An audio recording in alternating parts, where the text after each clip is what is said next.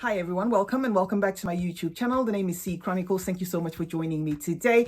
My content, for those who are new here, is mostly fragrance reviews, fashion and lifestyle videos. So I do hope that you will consider subscribing and staying. I also want to acknowledge my returning subscribers. Thank you so much for coming back. And thank you for those that followed me or continue to follow me on Instagram. Thank you so much. My Instagram handle is CeeChronicles only without the talking sense. Give me a follow on my Instagram account and I'll give you a follow back if you indicate that you've come from my YouTube channel, because I intend to make my Instagram account more fragrance based. Now I'm here with a fragrance comparison video, so this is going to be a review as well as comparison. I have these two fragrances here. I have Estée Lauder Morden Muse Rouge and Elizabeth Taylor White Diamonds, and this is called En Rouge. So I've got these two in my collection and there are some similarities that I get here, so I decided to just bring this comparison video for those that may be interested. Now I'm going to spray this one on this arm and I'll spray this one on this arm, right? And please do note that this is not like a first impressions. I've actually given these two perfumes a test run. So I basically know what to say, but I'm just going to spray for those who are interested in, seeing how the atomizer is.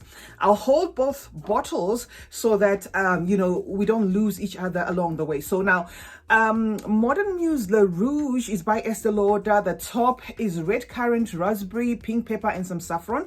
And then in the middle, it's got Bulgarian rose, May rose. So this is going to be a very rose forward fragrance because it's got two roses in there. Then it has jasmine, magnolia, and magnolia petals. And then it's got in the base some Madagascan vanilla and ambrette, musk, mallow, patchouli, and vetiver. Okay, those are the notes for this one. I'm not going to dwell too much into the notes. I'm just giving you so that you know if you are actually watching this just to compare the notes. Now, Elizabeth Taylor White Diamonds in Rouge has got raspberry at the top and pink pepper, which is the same that we have here.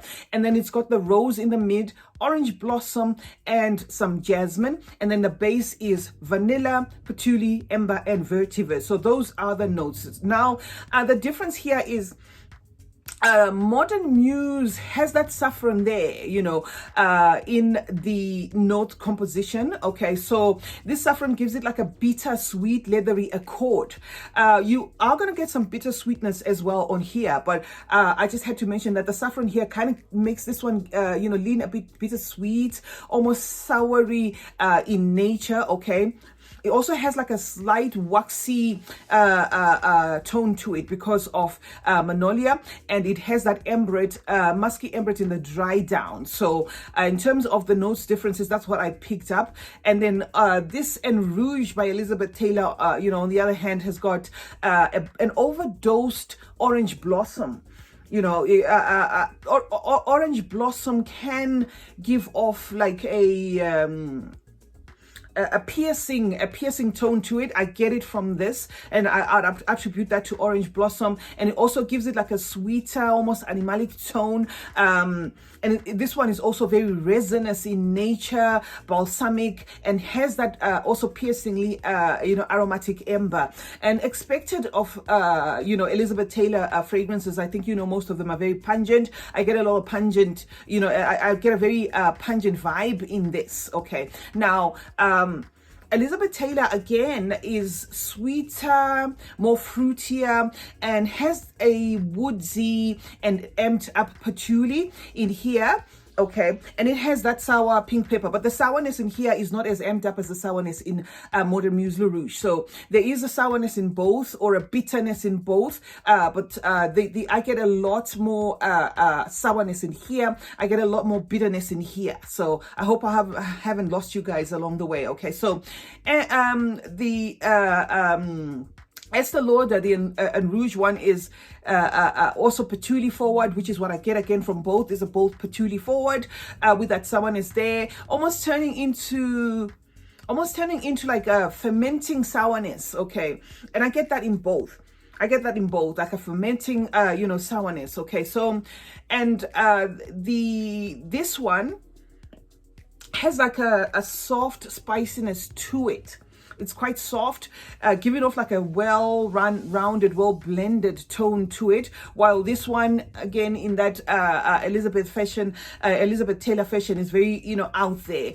Both are very rosy. If if you're into rosy scents, you're probably going to like that about them. Both are very rosy, both are very mature, also very fruity, and also very aromatic in nature. They also both have that soapy jasmine, or soapy jasmine there, almost like an opulent jasmine, like a luxe feel to it.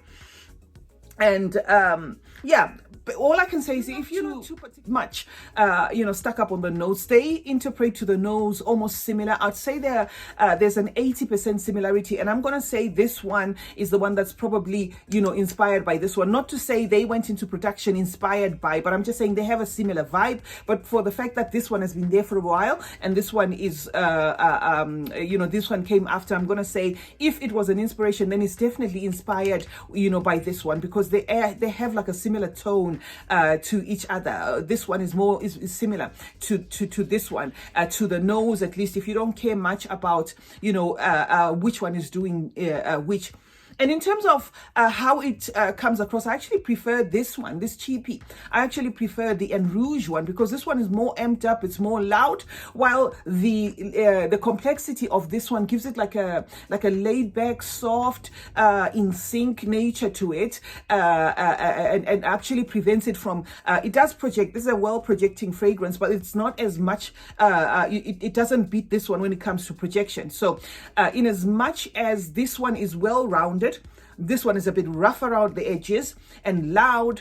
If you're the sort of person that is looking for a fragrance that's going to talk, affordable at the same time, then this is a recommendation that I'll give out there, because this one quickly gets into that well-rounded, more soft kind of vibe to it, although it carries that rose all through, it carries that sourness all through, that pink pepper is there as well, but that's what I'd say are the prominent differences, in the sense that this one is upbeat, it's forward, both are mature, they're mature in nature. I don't see these two appealing to teenagers, but for the price point, if you're young and you want to try this one, this is definitely a recommendation, because obviously the Elizabeth Taylor fragrances have always been on the affordable side. So yeah, definitely if you want a beast mode fragrance, then this is definitely what I would say, and try and get this one. The spiciness is there in both of them, okay, so that is a plus for those who want or who prefer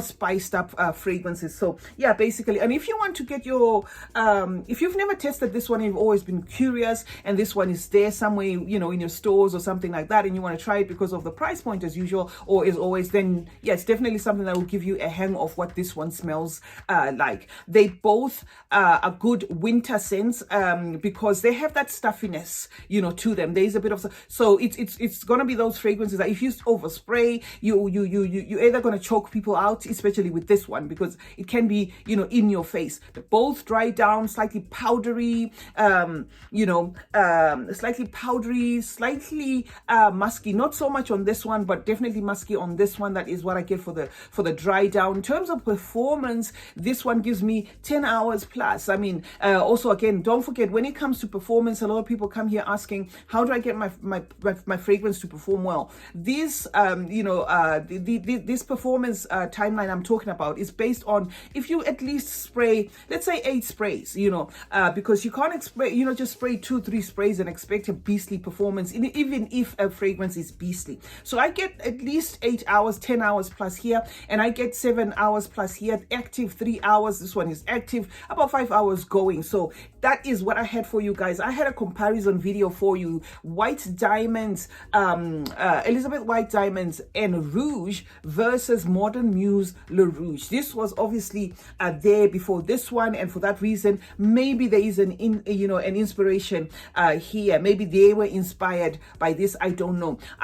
You'll also hear some people saying it does have some semblance to Gucci Guilty Absolute Parfum. I don't get that. I just get it slightly in the opening, and then that just quickly goes away. It ends up being a rose pink pepper affair, with a sour tone to it there, a bit of some sweetness from the fruits, and in a nutshell, that is what you get. Very affordable. This one is not on the most expensive side, but it's definitely more expensive than this one. So this is the Elizabeth Taylors have always been on the affordable side. So I'm not talking about one very expensive fragrance versus another. I'm just saying saying if you want, or you can access this one, you may want to just save a little bit of your coins there by buying this one. CeeChronicles is my name. Thank you so much for joining me today, guys. Thank you for staying to the end. If you have, I hope you have subscribed. If you haven't, why not? Please turn on post notifications. That way you will be notified anytime I upload this video. Like and share this video. And remember, guys, smelling good is a form of good manners. Cheers.